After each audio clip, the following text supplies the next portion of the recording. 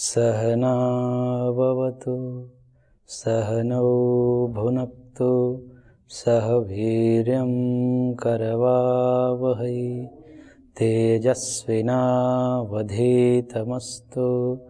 मा विद्विषावहै। ॐ शान्तिः शान्तिः शान्तिः। ओम श्री परमात्मा ने नमः। न्याय दर्शन की कक्षा में आपका स्वागत है। चर्चा चल रही थी न्याय दर्शन के प्रथम प्रकरण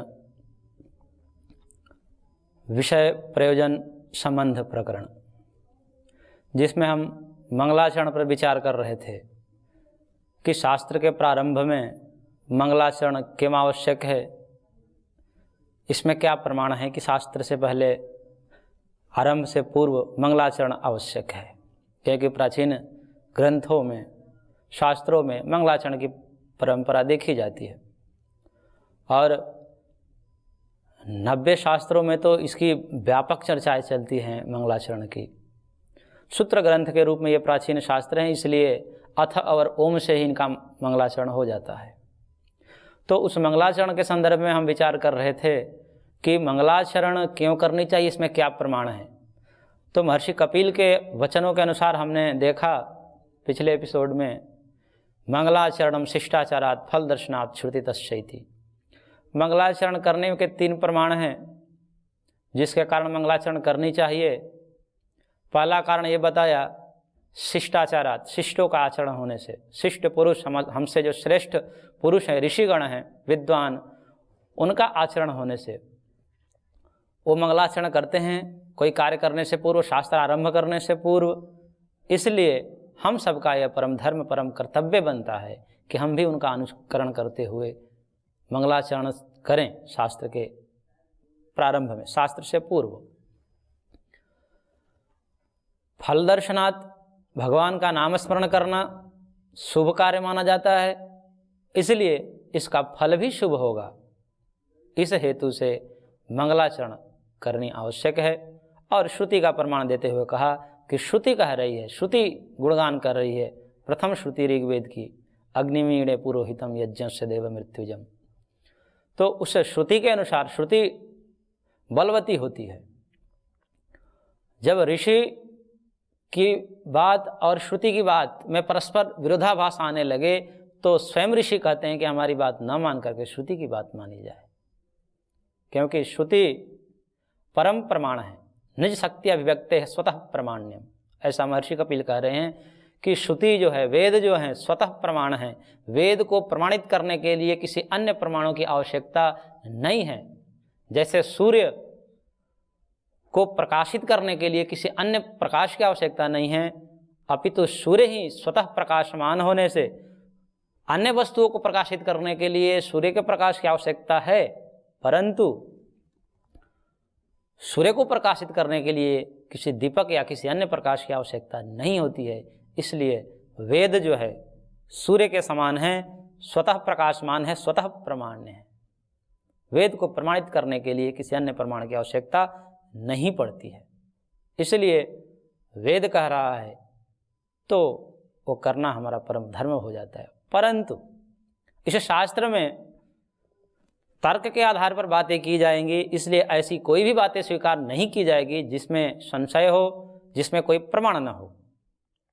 तो मंगलाचरण के विषय में यह कहा गया है कि मंगलाचरण करने के 3 प्रमाण हैं। शिष्ट जनों का है, भाई जो शिष्ट करते हैं उसका आचरण करना चाहिए।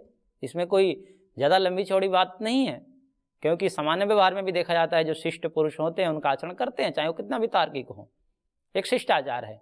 जैसे कक्षा में जब गुरुजन आते हैं तो सब शिष्य खड़े हो जाते हैं, तो ये शिष्टाचार है। ये आधुनिक शिक्षा प्रणाली में भी ये इस बात को स्वीकार करते हैं कि वो जब टीचर आते हैं तो सब खड़े हो जाते हैं विद्यार्थी। तो शिष्टाचार है, इसमें यही प्रमाण है। इसमें कोई अन्य प्रमाण नहीं है कि क्यों किया जाए, इससे क्या फायदे। इसमें शिष्टों का आचरण होने से यही प्रमाण है, शिष्टाचारात्। तो करनी चाहिए। शिष्टों का आचरण होने से मंगलाचरण अत्यंत आवश्यक हो जाती है।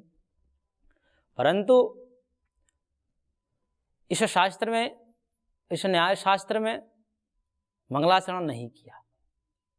और मंगलाचरण के संबंध में चूँकि न्याय दर्शन की दो विधाएं हैं, एक प्राचीन न्याय जो हम इसका अध्ययन कर रहे हैं और आगे यही करेंगे, इसी को आधार मानकर, प्राचीन न्याय को ही आधार मान करके हम इसका अध्ययन करेंगे।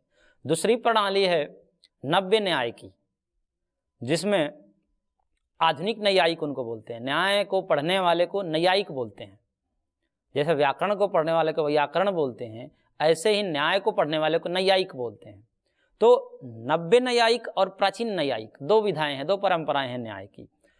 तो नव्य न्याय में तो इसकी काफ़ी व्यापक चर्चाएं आती है मंगलाचरण पर, और वहाँ पर मंगलवाद करके एक अलग ही प्रकरण आता है कि मंगलाचरण क्यों आवश्यक है। तो वहाँ पर मंगलाचरण की चरितार्थता को लेकर के, मंगलाचरण की आवश्यकता को लेकर बड़ी व्यापक ढंग से चर्चा की गई है। और वहाँ पर बताया कि मंगलाचरण इसलिए करनी चाहिए कि विघ्न ध्वंस पूर्वक ग्रंथ की परिसमाप्ति हो, निर्विघ्नता पूर्वक ग्रंथ की समाप्ति हो। यह लेखक के मन में कामना रहती है कि मेरा ग्रंथ जो है निर्विघ्नता पूर्वक समाप्त हो, इसमें कोई बाधा न हो, विद्वत समाज में इसकी प्रतिष्ठा हो और इस ग्रंथ से पूरा जनमानस लाभान्वित हो।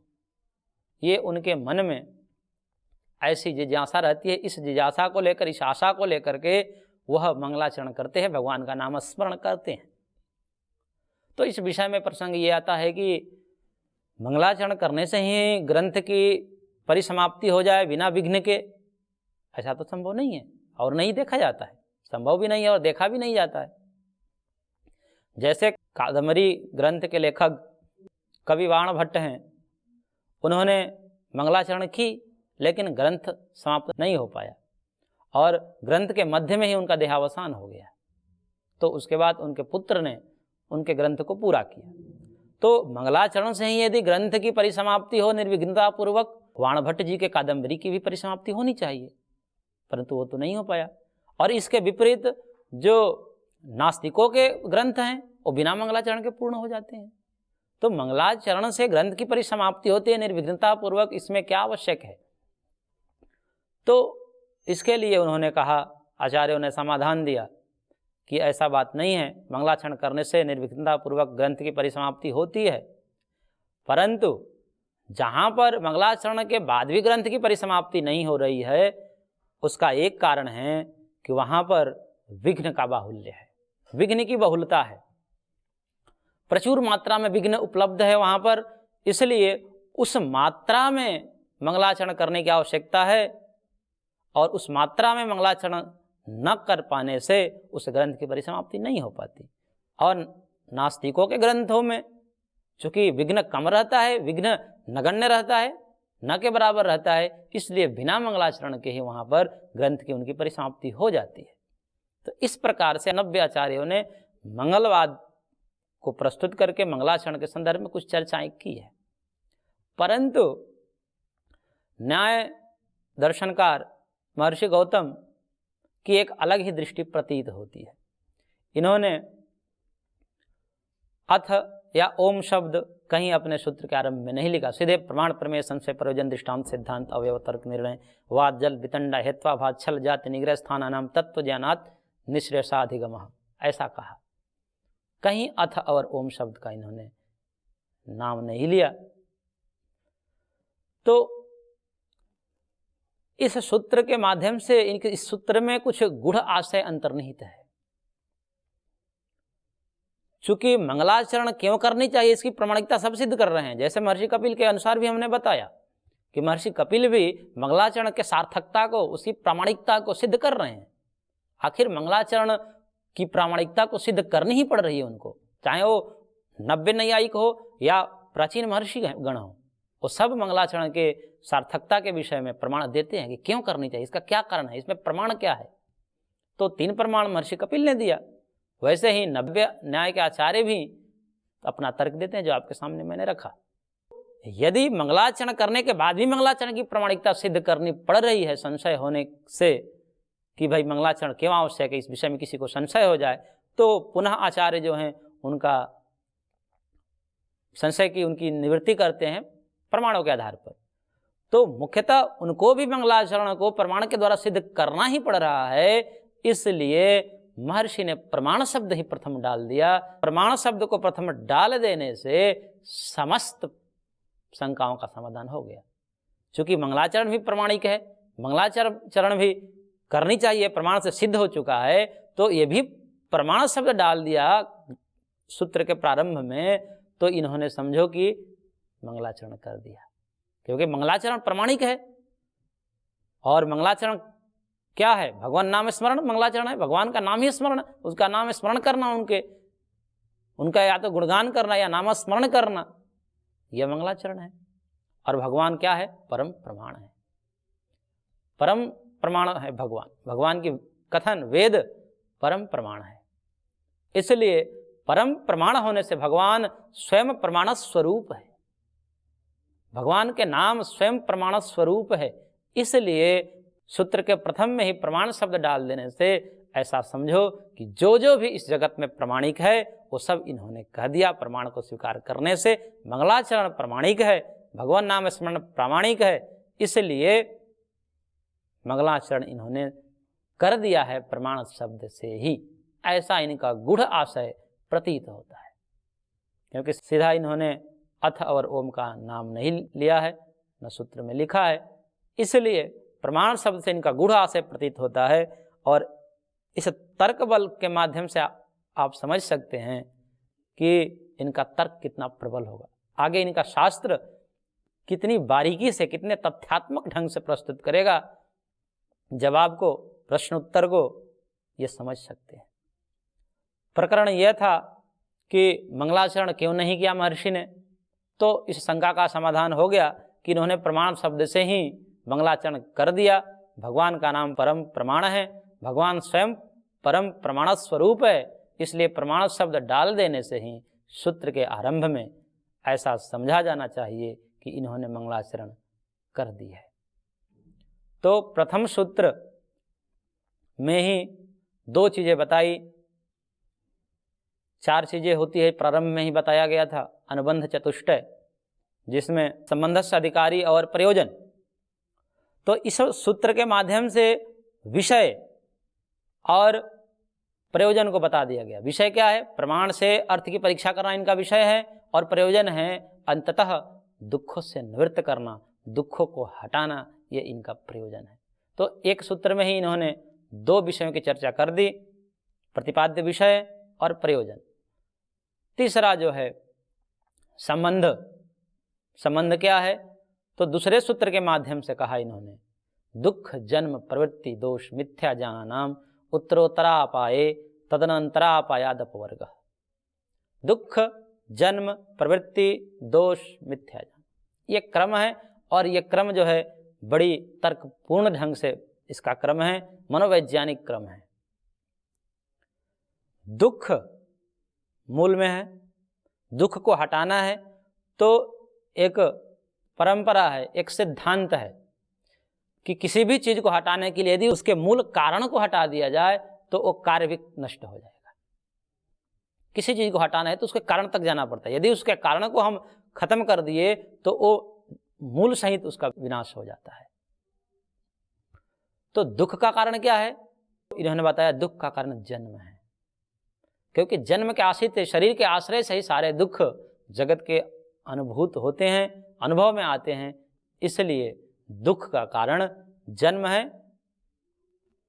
और जन्म अर्थात देह की प्राप्ति, शरीर के साथ आत्मा का संबंध, यही जन्म है, और इसी से दुख होता है, दुख अनुभव करते हैं।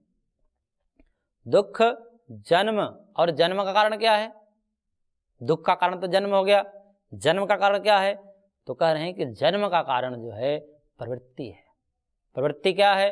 प्रवृत्ति ही वाग बुद्धि शरीर आरंभ, आगे कहेंगे। प्रवृत्ति जो है वाणी, शरीर और मन से किया गया कर्म, ये प्रवृत्ति है। अर्थात प्रवृत्ति मतलब कर्म, कर्म को प्रवृत्ति शब्द से यहाँ कहा गया है। कर्म है कारण किसका? जन्म का। जैसा कर्म करेंगे वैसा जन्म प्राप्त होगा, वैसा शरीर मिलेगा, उसके अनुसार ये परमात्मा का विधान है, यह सिद्धांत है। आगे सिद्धांत की चर्चा करेंगे, क्यों होता है, इसमें क्या कारण है। अभी केवल आपको कथन करा रहे हैं, नाम मात्र का कथन करा रहे हैं।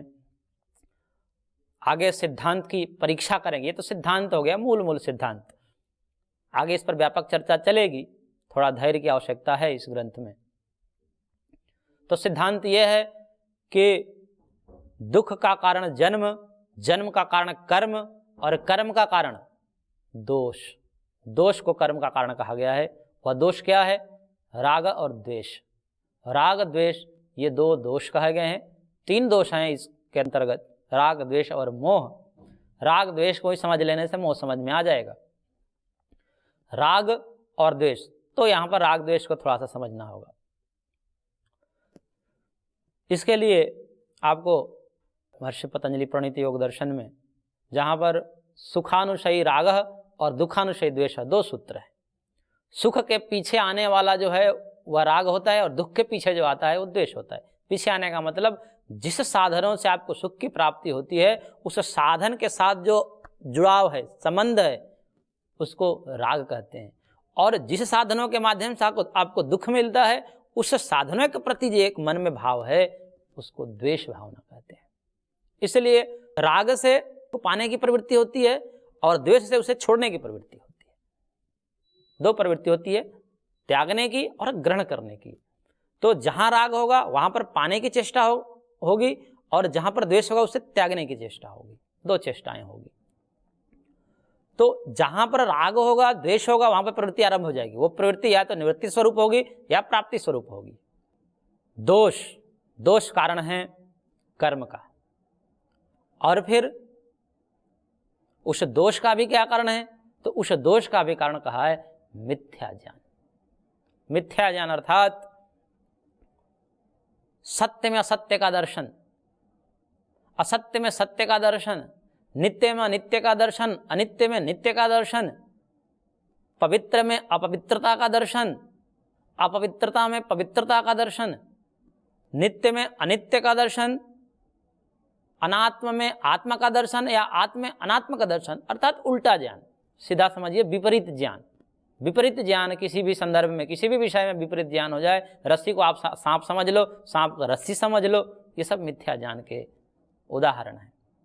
तो जहां मिथ्या ज्ञान होगा वहां पर फिर राग द्वेष होगा, और जहां राग द्वेष होगा उस प्रकार के कर्म होंगे, और उस प्रकार के कर्म होने से फिर उस प्रकार का फल मिलेगा, और उस प्रकार का फल मिलने से सुख दुख होता रहेगा।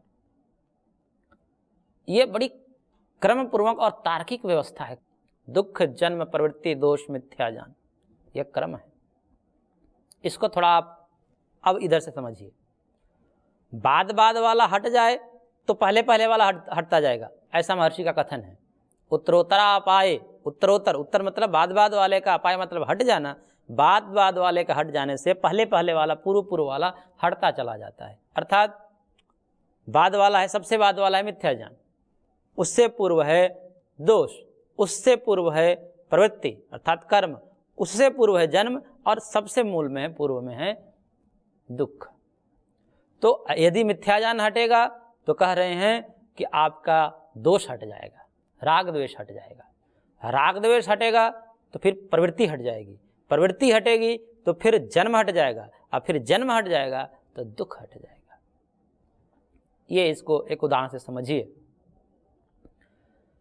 जैसे किसी को मिथ्या ज्ञान हो गया, किस विषय में मिथ्या ज्ञान हो गया?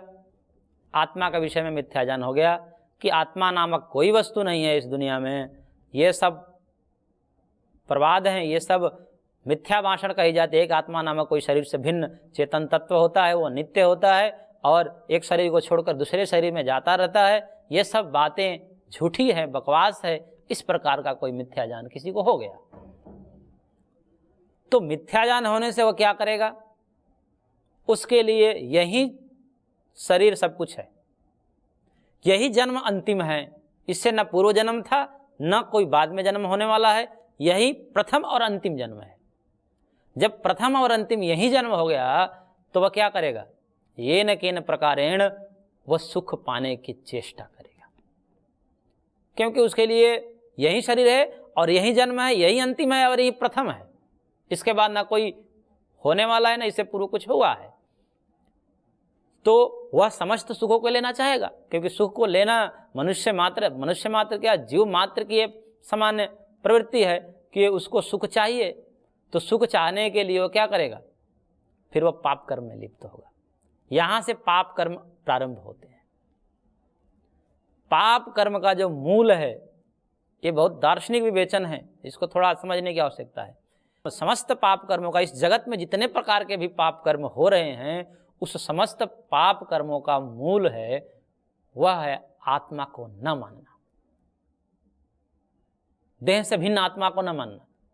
एक नित्य आत्मा है जो देहांतर की प्राप्ति करता रहता है कर्मों के अनुसार। जैसा कर्म मिलता है उस कर्मों के अनुसार वो अन्य अन्य देह को बदलता रहता है, धारण करता रहता है।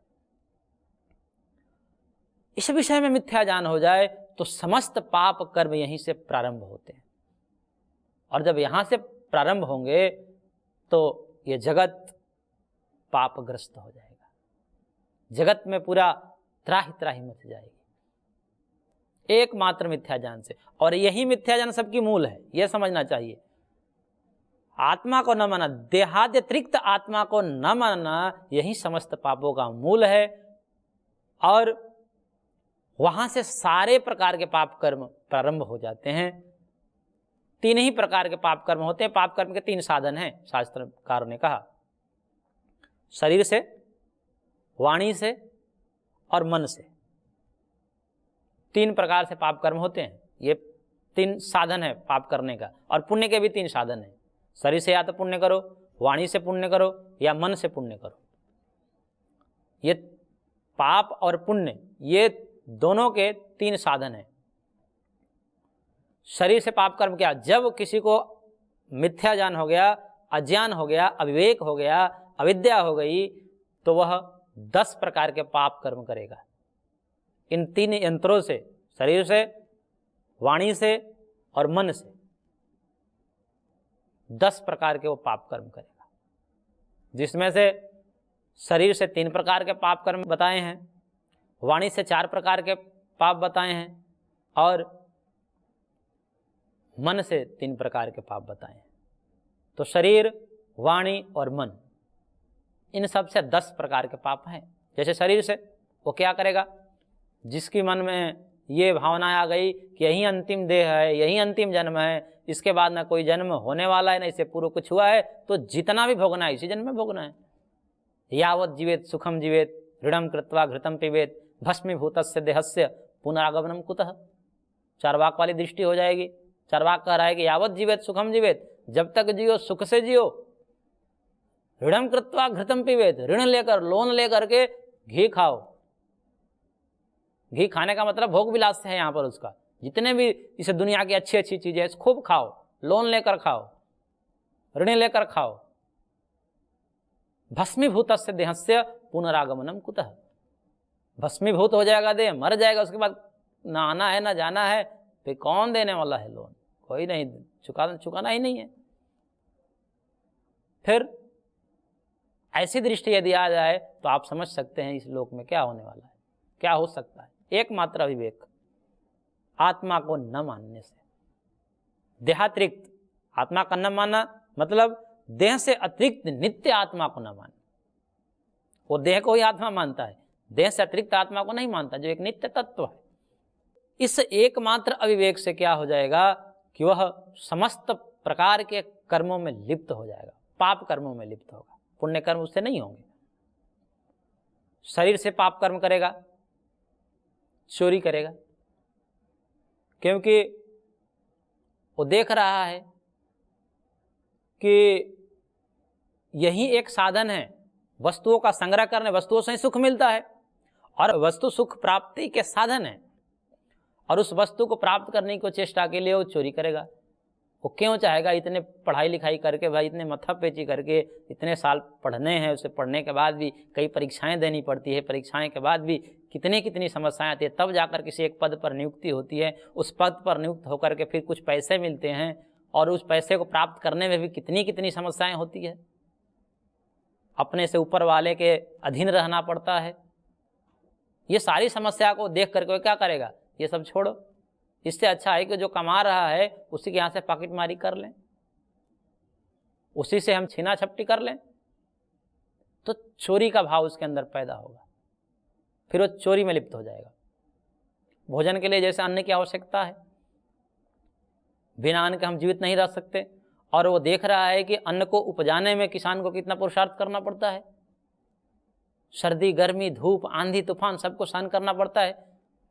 कांटे, जीव जंतु, बिच्छू, सांप, क्या क्या ना भय रहते हैं वहां पर।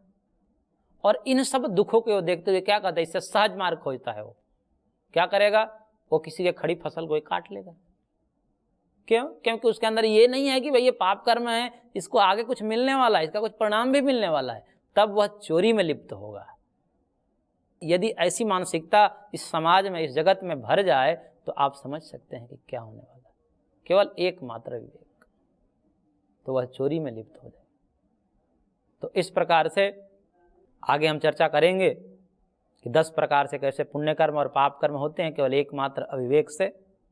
तो इसलिए आज की कक्षा को हम यहीं पर विराम देते हैं, आगे कक्षाओं में इसका अध्ययन करेंगे। तब तक के लिए धन्यवाद। ओम शांति शांति शांति।